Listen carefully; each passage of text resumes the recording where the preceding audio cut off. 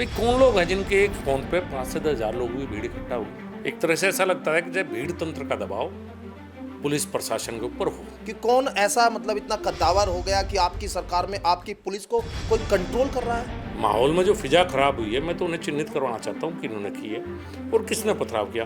विपक्ष के तमाम नेता जो है, मैं कई लोगों के इंटरव्यू सुन रहा था और ये कह रहे हैं कि जब जब चुनाव आता है बीजेपी इस तरह की चीज़ों को माहौल क्रिएट कराती है, उन्हीं की सरकार, उन्हीं के यहाँ इशारे पर ये सब।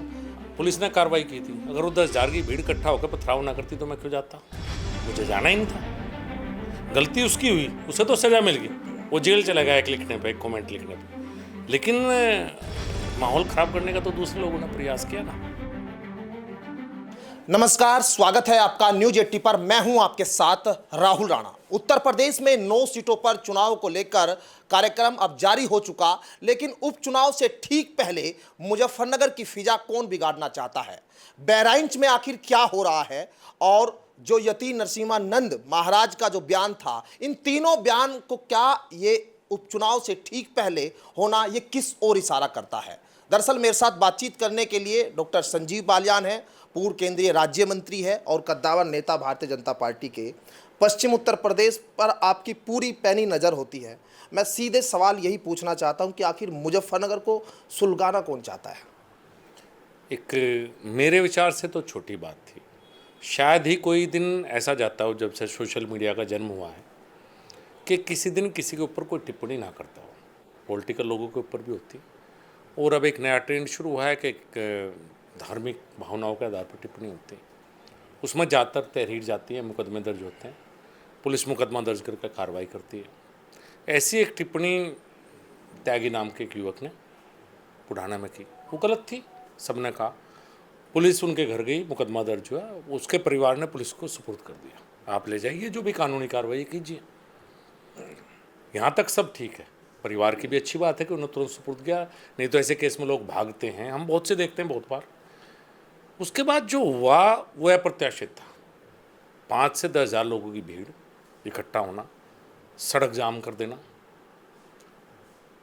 शुक्र है बाजार बंद हो गया था, नहीं तो क्या स्थिति होती आप समझ सकते हैं। इतनी बड़ी भीड़ और एग्रेसिव भीड़, जिस तरह के नारे, जिस तरह का माहौल, जिस तरह का वीडियो में दिखाई दे रहा है वो। साथ के साथ उसके परिवार में एक भारतीय जनता पार्टी के नेता हैं, परवेश त्यागी, सभासद रहे हैं पिछली बार हमारे, उनके परिवार से हैं। उनके घर पे और प्रतिष्ठान पे पथराव, जो माहौल मैंने 2013 तो देखा था, जब तो माहौल इस तरह का था। एक बार सीएम हुआ था पिछले 10 सालों में, अगर आप देखेंगे मुजफ्फरनगर शहर में।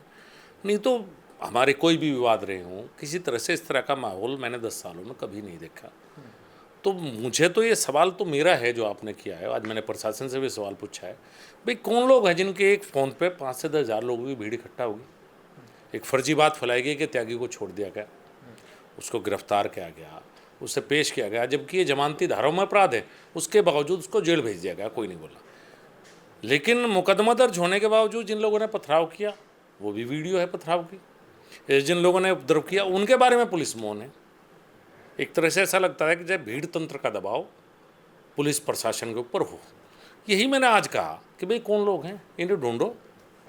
किन लोगों ने लोग इकट्ठे किए, क्या आवश्यकता थी लोगों की? जब पुलिस ने अपनी कार्रवाई कर दी तो लोगों को भीड़ इकट्ठा होने की आवश्यकता नहीं थी। और इस तरह से एग्रेशन में अगर बाजार खुला हुआ होता और दूसरी तरफ से भी लोग आ जाते तो बड़ी अनहोनी होती। तो मेरा सवाल, जो आपका सवाल है, वही मेरा सवाल है प्रशासन से। उन लोगों को चिन्हित किया जाए जो माहौल ख़राब करना चाहते हैं। और मुजफ्फरनगर के माहौल में इतना बदलाव क्यों आ गया भाई एकदम से, कि कस्बे में 5 हज़ार की भीड़ इकट्ठा होने लगे? तो यही मेरे सवाल है। मंत्री जी, बहराइच की घटना में अभी विधायक ने 8 लोगों पर मुकदमा दर्ज करवाया, बीजेपी के नेताओं के ऊपर। अब आप लोगों की सरकार, आप लोग ये सवाल पूछ रहे हैं तो थोड़ा ऐसा लगेगा कि आपके हाथ में कानून व्यवस्था, आप लोगों के हाथ में सरकार आपकी। लेकिन ऐसा मतलब विपक्ष में या कोई दूसरा किसी और आप इशारा कर रहे हैं तो आप जानते हैं कि कौन ऐसा मतलब इतना कद्दावर हो गया कि आपकी सरकार में आपकी पुलिस को कोई कंट्रोल कर रहा है। नहीं, पुलिस को कोई कंट्रोल नहीं किया। पुलिस का काम था शुरू में स्थिति को नियंत्रित करना, वो किया उन्होंने उस समय पे। उसके बाद वो जेल चले गए। जेल चलने के बाद तो हमारी तरफ से या जनता की तरफ से बात आई है कि कार्रवाई तो उन पर भी हो। भाई जिनने पथराव किया किसी घर पर रात के 11 बजे, कुछ भी अनहोनी होती तो कार्रवाई उन पर, तो कार्रवाई की बात आज हमने की है। ऐसा नहीं कि कोई और कंट्रोल कर रहा। पुलिस को ये काम करना चाहिए था। मैंने पुलिस की गलती बताई, मैं किसी की तरफ इशारा नहीं कर रहा, ना कोई कंट्रोल कर रहा। माहौल में जो फिजा खराब हुई है, मैं तो उन्हें चिन्हित करवाना चाहता हूँ कि इन्होंने की है और किसने पथराव किया। जैसी त्वरित कार्रवाई त्यागी के खिलाफ हुई है, ऐसी त्वरित कार्रवाई उन अपराधियों के खिलाफ भी हो जिनने पथराव किया और माहौल ख़राब करने का प्रयास किया। तो मैंने तो पुलिस को ऐसा कुछ नहीं, हमारी चल रही है, हमारी सरकार है, कोई हमारी सरकार कहीं जा नहीं रही, लेकिन हमारी सरकार में बात तो कहनी होती है, क्यों नहीं कहेंगे बात। अपनी सरकार में बात कही है हमने और पुलिस ने आश्वासन भी दिया है कि गिरफ्तारियाँ होंगी। तो आप जांच भी करा लो। मैंने ये बात भी कही है, भाई नाम जरूर आने चाहिए, जांच होगी भाई, क्यों नहीं होगी। कौन इतने ताकतवर लोग हैं जिनके कहने से एक घंटे के अंदर 10,000 लोग इकट्ठे हो गए, इस तरह के नारे अग्रेसिव लगाना। अरे भाई ये तो घटनाएं रोज हो रही हैं। हिंदू देवी देवताओं के बारे में भी कहा जाता है, आप उठा के देखेंगे जो होना है 10 साल में आपको कई सौ मुकदमे मिलेंगे। ठीक है, तहरीर जाती है, पुलिस बुलाती है, अपनी कार्रवाई करती है, छोड़ती है। ऐसा इसकी क्या आवश्यकता है इतने तनाव पैदा करने के लिए। तो जिम्मेदार तो वे लोग चिन्हित होने चाहिए इस तनाव को पैदा करना चाहते हैं। विपक्ष के तमाम नेता जो है, मैं कई लोगों के इंटरव्यू सुन रहा था और ये कह रहे हैं कि जब जब चुनाव आता है बीजेपी इस तरह की चीज़ों को माहौल क्रिएट कराती है, उन्हीं की सरकार, उन्हीं के यहाँ इशारे पर ये सब, मतलब उसको उनको क्या जवाब देंगे? मुझे उस नेता का नाम बता दो जो कहता 10,000 की भीड़ बीजेपी ने बुलवाई। हम तो उसके विरोध में भीड़ के, उस भीड़ के पक्ष में कौन है। आप किसी भी पक्ष के नेता का इंटरव्यू लो। माहौल ख़राब करने का प्रयास किसने किया? एक लड़का, पुलिस ने तुरंत कार्रवाई की, वो जेल चला गया। तो 10,000 की भीड़ की आवश्यकता क्या थी? माहौल तो वो ख़राब करना चाह रहे हैं। हमने तो ऐसा कहा नहीं। या तो आप ये कहो कि हमारे इशारे पे भीड़ आई थी, हमारे इशारे पे तो नहीं, आप भी जानते हैं, मैं भी जानता हूँ। तो ढूंढना तो उन्हें जो माहौल ख़राब करना चाह रहे हैं। अब उपचुनाव में ये मुद्दा, ऐसा लग रहा है कि ये मुद्दा बनेगा। आपको भी लगता है ये मुद्दा, आप लोग भी इस पर, मतलब क्योंकि आपका बयान आना राजनीतिक तौर पर, अब तक राजनीतिक बयान नहीं आया था। मेरी पार्टी के कार्यकर्ता के घर पे पथराव हुआ तो मेरा जाना बनता है। और जब मेरा ये डिमांड भी बनती है कि जिसने पथराव किया, जब इतनी सख्त कार्रवाई आप कर रहे हो तो उनके खिलाफ भी कार्रवाई करो। तो इसमें मैं अपने कार्यकर्ता के साथ तो मैं खड़ा रहूँगा ही रहूँगा। ये मेरा नैतिक कर्तव्य है कि मैं भारतीय जनता पार्टी से 2 बार सांसद रहा हूँ, मंत्री रहा हूँ, और मेरी पार्टी का कार्यकर्ता अगर संकट में है तो मैं तो उसके साथ खड़ा रहूँगा। और उसके साथ खड़े होने से मुझे किसी से भी लड़ना पड़ो, मैं लड़ूंगा। जिसने ये पोस्ट किया वो गलत किया। अब जो आपका पार्टी का कार्यकर्ता है वो उसका भाई है जी। तो लोग ये, मतलब इस तरह की चीज़ें कहीं ना कहीं एक दूसरे से जोड़ के देखते हैं कि मंत्री जी जा रहे हैं, आपका बयान मतलब मायने रखता है। देखिए, पुलिस ने कार्रवाई की थी, अगर वो 10,000 की भीड़ इकट्ठा होकर पथराव ना करती तो मैं क्यों जाता? मुझे जाना ही नहीं था। गलती उसकी हुई, उसे तो सज़ा मिल गई, वो जेल चला गया एक लिखने पे, एक कमेंट लिखने पे। लेकिन माहौल ख़राब करने का तो दूसरे लोगों ने प्रयास किया ना, नहीं तो मैं जाता ना। मैं क्यों जाता? अगर वो पथराव ना होता, वो गिरफ्तार करके चला गया था, जेल चला गया, उसने अपना कोई गलत काम किया है, पुलिस ने उसे गिरफ्तार कर जेल में, तो मैं तो जाता ही ना। तो मुझे जाने की नौबत क्यों आई? जब 10 साल से ऐसा माहौल था कि यहाँ ऐसी बातें पहले भी हुई, ऐसा माहौल क्यों पैदा हो रहा है एकदम से? ऐसा माहौल पैदा करोगे तो हम तो निश्चित रूप से जाएंगे।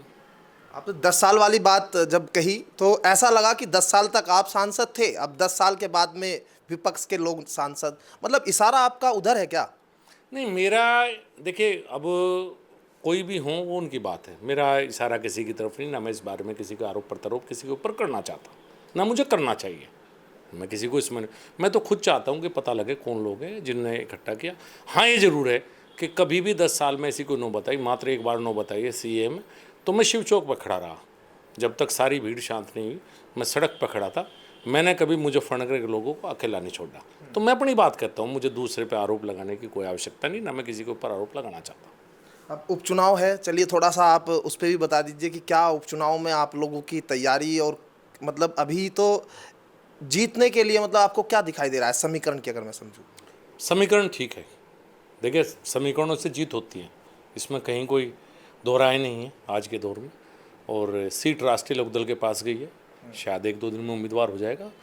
और जो भी उम्मीदवार होगा, भारतीय जनता पार्टी और राष्ट्रीय लोकदल पूरी ताकत से उस उम्मीदवार को लड़ाएंगे और मीरापुर चुनाव हम पक्का जीतेंगे। कादिर राणा समाजवादी पार्टी, उनका नाम बहुत, मुजफ्फरनगर दंगों में उनका भी नाम बहुत चला, वो मुद्दा बनेगा? देखिए, जब भी कोई व्यक्ति आता है, कहीं इन्वॉल्व होता है, तो उसका जिक्र तो निश्चित रूप से आता है।